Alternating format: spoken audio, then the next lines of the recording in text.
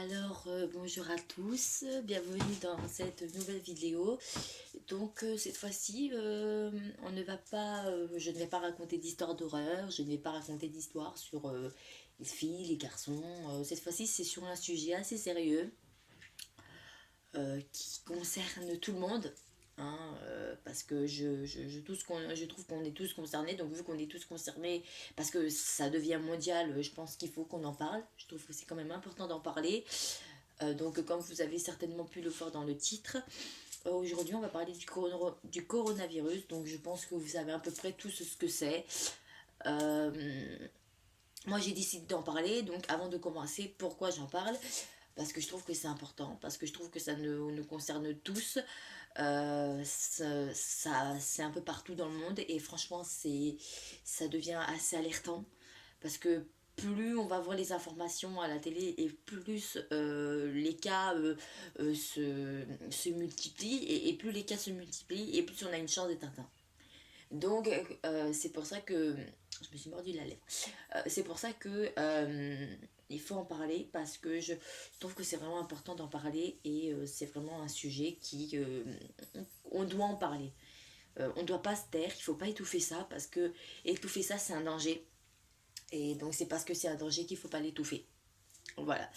Donc moi je pars sur cette base là. Après vous je sais pas ce que vous pensez. Donc voilà, donc je vais commencer. Alors je vais un peu expliquer ce que c'est pour ceux qui ne seraient pas. Hein.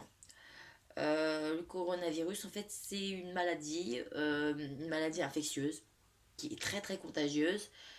Euh, et ça peut se présenter sous forme de tout.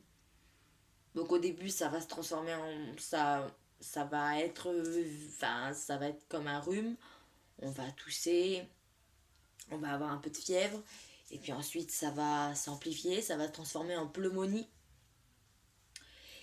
Et puis ben, dès que ça dépasse la pneumonie, ben là c'est carrément l'hospitalisation et c'est à partir du moment où c'est l'hospitalisation que c'est grave. Euh, Surtout que ce virus est un virus qui se développe très très rapidement. C'est fou à l'allure comment il s'est développé en seulement 2 mois. Hein, enfin, si je me date bien, c'est 2 mois. Euh, il se propage très vite et il est dévastateur. Parce qu'il n'y a pas de vaccin. Il n'y a pas de traitement efficace. Ce qui fait que si tu l'attrapes, t'es foutu. Les médecins, ils ont essayé de traiter. Mais au bout d'un moment, tu peux pas traiter ce qui est intraitable. Je sais pas si vous avez compris la métaphore que je viens de dire, mais c'est ça, on peut pas traiter quelque chose qui est intraitable, quelque chose qu'on connaît pas. Et c'est aussi là-dessus où c'est un peu, on va dire, handicapant pour tout le monde parce que le coronavirus, encore une fois, c'est un nouveau virus, on connaît pas. Et quand tes médecins se retrouvent confrontés à quelque chose qu'ils connaissent pas, et ben c'est la panique parce que tu sais pas comment gérer. Tu sais pas comment gérer, tu vois que ça se développe super vite, c'est vraiment quelque chose d'énorme et tu sais pas comment gérer. Et il y a des morts, il y a des morts, il y a des morts, mais et les médecins sont là impuissants sans pouvoir combattre ce fléau. Parce que pour moi c'est un fléau, hein, je suis désolée. Donc il y a ça. Donc je vais aussi donner quelques informations sur le virus. Donc je me suis renseignée, hein, j'ai pas fait avant de faire cette vidéo, je suis allée sur internet, je me suis un peu renseignée sur le coronavirus pour savoir l'essentiel. Parce qu'il faut pas savoir l'essentiel du virus pour pouvoir s'en protéger, savoir s'en protéger, savoir quoi faire, avoir les précautions. Donc dans cette vidéo, je vais tout vous dire. Euh, donc je vais déjà commencer par comment on l'attrape. Donc on peut l'attraper très facilement. Donc c'est soit par contact direct avec une personne contaminée. Donc le contact, c'est rien que vous prenez votre main et vous la posez sur celle de la malade, et ben c'est bon. Euh, Si vous êtes à côté d'une personne qui a le coronavirus, qui a de la fièvre et qui tousse, et ben si elle tousse à côté de vous, c'est foutu. Euh, et c'est aussi sur les surfaces vierges. Donc quand je dis les surfaces vierges, c'est un meuble. Un meuble, un siège, un lit. Il y a plusieurs sur cette surface vierge, le virus va vivre environ pendant au moins quelques jours. On ne peut pas dire précisément combien de temps, mais au moins pendant quelques jours il vit. Ce qui fait que si un malade vient s'asseoir sur un banc et que vous venez le lendemain, et pas vous l'attraper. C'est tout con, mais c'est ça. Euh, c'est vraiment le simple contact avec une surface ou avec une personne malade, ça peut être dévastateur. C'est hallucinant. Donc c'est pour ça que c'est écrit partout. La façon de s'en protéger, c'est de mettre un masque spécial, hein, parce que c'est pas les masques de chirurgie, c'est vraiment le masque blanc là, avec un petit truc, une petite grille pour respirer, mais c'est vraiment le gros masque. Donc j'en ai pas, je peux pas vous le montrer, mais je pense que vous allez sur internet et vous le trouverez forcément. Donc il faut mettre le masque, il faut se laver les mains, et ou bien se laver avec le gel hydroalcoolique assez souvent, plusieurs fois par jour. Il y a ça, et je crois que c'est tout. En fait, c'est tout. C'est pas très compliqué. En fait, tant qu'on se lave les mains tous les jours, tant qu'on met un masque, et aussi, il faut pas aller dans les endroits vraiment confinés, comme les bus, les centres commerciaux. Si vous avez vraiment pas le choix, vous y allez. Mais si vous pouvez éviter, évitez, parce que c'est un lieu qui est confiné, et dans les lieux confinés c'est là où quand une maladie se propage, elle se propage super vite, parce que tous les gens ils sont confinés, ils sont collés, donc c'est super rapide. Donc il y a ça. Donc par rapport à la contamination, voilà. Donc et s'en protéger, voilà. Après je vais faire un peu le point. Sur l'échelle mondiale, j'ai envie de dire, ça commence à devenir catastrophique, parce que tous les pays sont atteints. Pratiquement tous les pays. Les continents, du moins. Il y a eu des cas ici, en France. Il y a eu des cas. euh, Il y a eu des cas en Russie, en Chine. Donc la Chine, en fait, la Chine, c'est simple, ça a été le déclencheur. C'est de là où est parti le virus, en fait. Le virus a niché en Chine, et les personnes ont voyagé. Des personnes, des Français, des Américains qui étaient partis là-bas juste pour les vacances, et ben ils ont chopé le virus, mais ils ne le savaient pas. Ils sont retournés dans leur pays natal, et dans le pays natal, et ben ils ont redonné la maladie à d'autres. Et ce qui fait que au final, maintenant il y en a en Russie. Enfin, à l'heure d'aujourd'hui, il y en a en Russie. Il y en a en Russie, il y en a en Chine, au Japon, au Vietnam, en Corée du Sud. Donc là, c'est vraiment tout ce qui est continent asiatique. Euh, il y en a en Australie, il y en a en Amérique du Nord, il y en a en Amérique du Sud. Non, pas en Amérique du Sud. Il y en a en Amérique du Nord, il y en a au Canada, il y en a en Angleterre. Et il y en a aussi sur les petites îles qui sont aux alentours. Donc c'est vraiment, ça commence vraiment à devenir alarmant. Parce que ça s'arrête pas. Ah, j'ai oublié un pays. Il y a aussi en Italie. En Italie, il y a eu des cas là récemment, et personnellement, ça s'empire. Donc voilà, c'est ça le réel problème est là.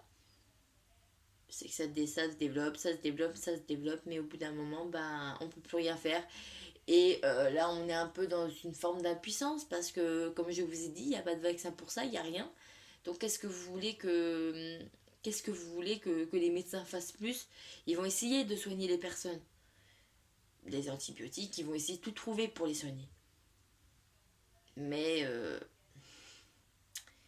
leur, leur traitement n'est pas adapté à celui de... Enfin, n'est pas adapté au coronavirus, hein, ça paraît logique. Donc, c'est là où on peut dire qu'on est un peu dans la merde, hein, parce que voilà quoi.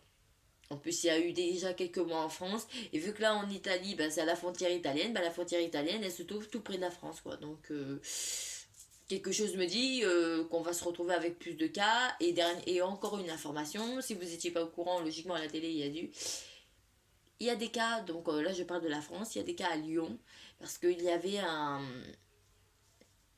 un bus de transport, donc c'est pas un bus de transport pour aller chez la voisine d'en face.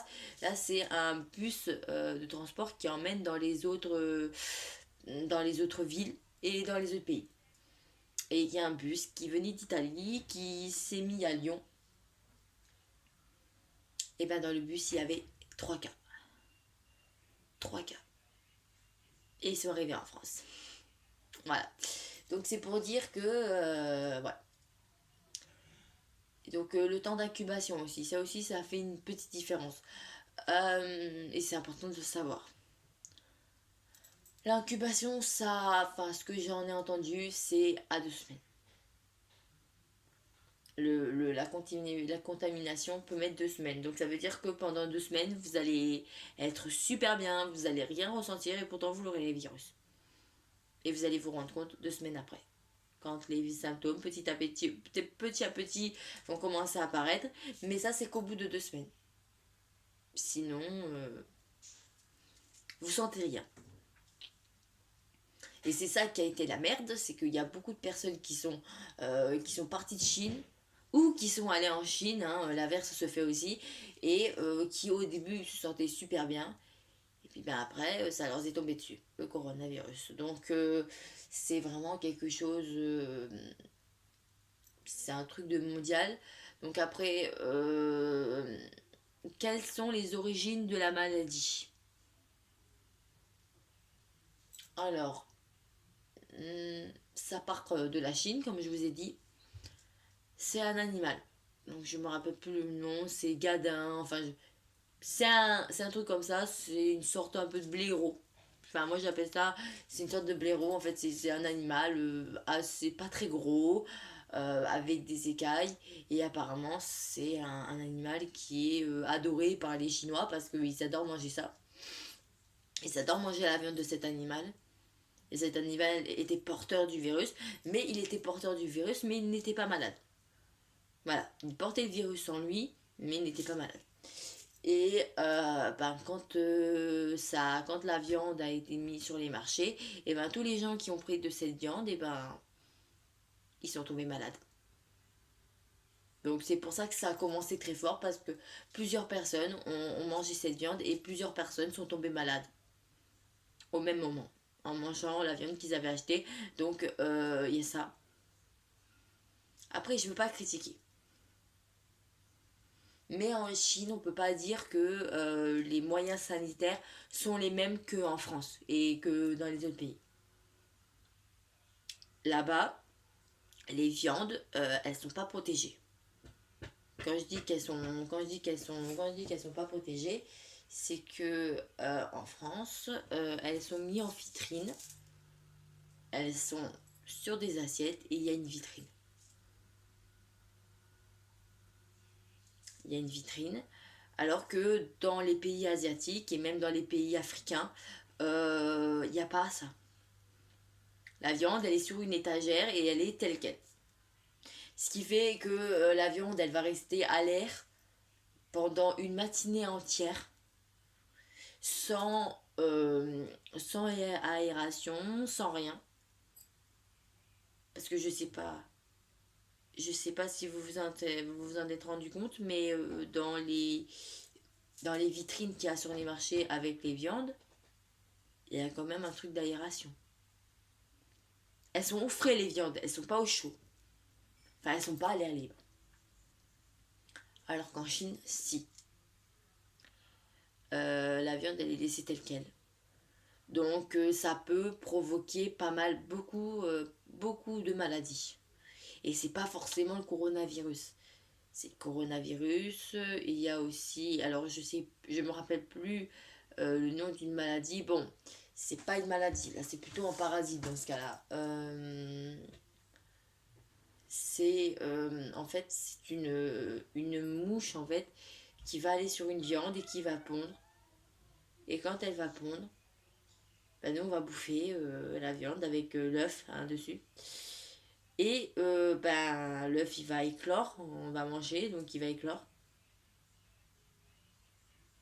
Et il va pas suivre la bouffe. Ça veut dire que il va se coincer ici. Il va se coincer à ce niveau-là. En fait, il va se coincer à l'entrée de l'estomac. Et tout ce qu'on mange, il le mange. Et puis il le mange. Et puis il grossit. Et nous, vu qu'il nous bouffe tout, ben on a rien, on n'a pas de vitamines, on n'a rien qui rentre. Ce qui fait qu'on s'affaiblit. On s'affaiblit et on peut en mourir. Parce qu'on est privé de tout, de tout. On est privé de tout. Donc je vous rassure, maintenant il y a des traitements qui existent. Hein, donc maintenant il y a des traitements qui peuvent tuer le parasite. Donc ça, maintenant on peut le traiter. Mais à une certaine époque, on ne pouvait pas. Donc voilà, je ne vais pas vous donner tous les exemples. Mais voilà, ça c'est un exemple de maladie qui peut arriver quand tu laisses la viande à l'air comme ça et qu'il n'y a pas, il y a rien. Il n'y a pas d'aération, il n'y a rien du tout. Donc ben... Et puis la viande aussi, elle se putrifie. Ça paraît logique. Elle reste une matinée. En plus, je dis une matinée, mais je crois qu'en Chine, c'est pas que le matin, hein, c'est toute la journée qu'ils font le marché. Donc toute la journée, elle reste à l'air libre. Au bout d'un moment, elle se putrifie, elle se dégrade, mais c'est normal, ça reste de la viande, donc ça se décompose au bout d'un moment. Donc c'est tout à fait normal. Donc on n'en parle pas, mais bon, je pense qu'il y en a eu beaucoup qui ont dû avoir pas mal d'infections d'infections alimentaires et d'infections ouais, d'infections alimentaires hein, et d'indigestion. Hein. Je pense qu'il y en a beaucoup qui ont dû parler de ça, enfin, qui ont dû avoir ça. Donc je vous disais, il y a eu beaucoup de contamination et c'est la condition en Chine et dans les pays comme l'Afrique du Sud ou la Chine, c'est pas vraiment les conditions idéales, il faut comme le dire. Euh, et aussi, avec le coronavirus, on peut faire un parallèle avec Ebola. Bon, Ebola, c'est pas vraiment la même chose. Hein. Ebola, c'est vraiment assez différent. C'est assez différent parce que il y a des différences et il y a des points communs. Donc les points communs, c'est que ça se transmet très vite, ça se propage très vite et c'est un virus qui tue. Voilà, donc c'est vraiment... après les symptômes, par contre, eux sont différents.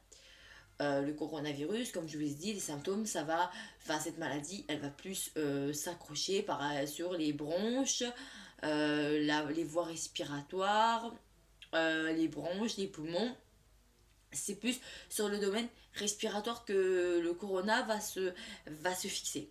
Par contre, l'Ebola, c'est totalement différent. C'est pas que sur le système respiratoire. Il y a le système respiratoire, mais pas que. En fait, Ebola, ça reste comme l'une des pires maladies pour moi parce que euh, ça, en fait, c'est un virus qui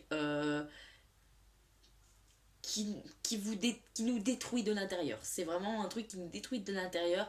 Ça ronge tout.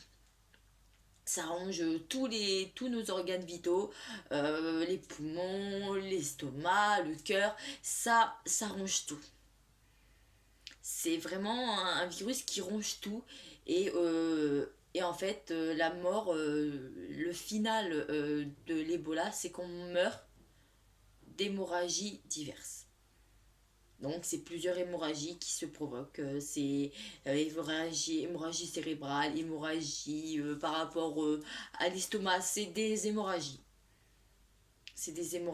qui se passent à peu près partout. Et ça cause la mort. Donc voilà, après il y a un autre point commun avec l'Ebola et le Corona, c'est que euh, l'Ebola, il y avait aussi un animal qui était la chauve-souris qui était porteur de ce virus mais qui n'était pas malade. Donc ça fait penser au même animal qui lui porte le coronavirus et qui pourtant se porte très bien. Donc, et en fait, la transmission s'est passé à peu près pareil. L'Ebola et le corona, c'est presque pareil parce que, en fait, ce qui s'est passé, c'est que la chauve-souris, elle piquait, enfin, elle mordait, hein, parce qu'une chauve-souris, ça mord. Elle mordait les animaux, donc elle contaminait les animaux en les mordant et en prenant le sang. Et les gens par derrière qui mangeaient ces animaux, et ben, ils tombaient malades par la suite. Donc c'est à peu près pareil. C'est à peu près la même chose. Donc voilà. Donc c'est le point commun aussi qu'il y a avec le corona, c'est que c'était mondial. Il y en a eu dans le monde entier et c'est parti de l'Afrique du Sud. L'Ebola est parti de l'Afrique du Sud, donc c'est parti de l'Afrique du Sud. De l'Afrique du Sud, ça a contaminé tout le continent africain. Et du continent africain, et ben, les touristes et puis les gens qui faisaient des va-et-vient, et ben, ils allaient dans leur ville natale et puis voilà, il y en a eu en France, il y en a eu en Amérique, il y en a eu partout. Ça a été comme le corona, il y en a eu partout, ça a été mondial et ça a été une épidémie. Il y a quelques années, ça a été une épidémie, une énorme épidémie. Donc voilà. Donc ça va être la fin de cette vidéo. Donc voilà, je vous avais parlé un peu du coronavirus. J'ai comparé un peu avec l'autre maladie pour vous faire voir un peu ce que c'est. J'espère vraiment que ça vous a aidé. Vraiment, j'espère que ça vous a aidé. J'espère vraiment que vous avez aimé. Et bah, si vous voulez en savoir plus, vous pouvez faire des recherches.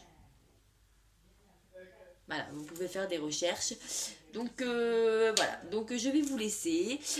Bon, bien évidemment, je voudrais un pouce bleu et vous abonner pour me faire plaisir, s'il vous plaît. Et je vous dis à très bientôt pour une nouvelle vidéo. Au revoir.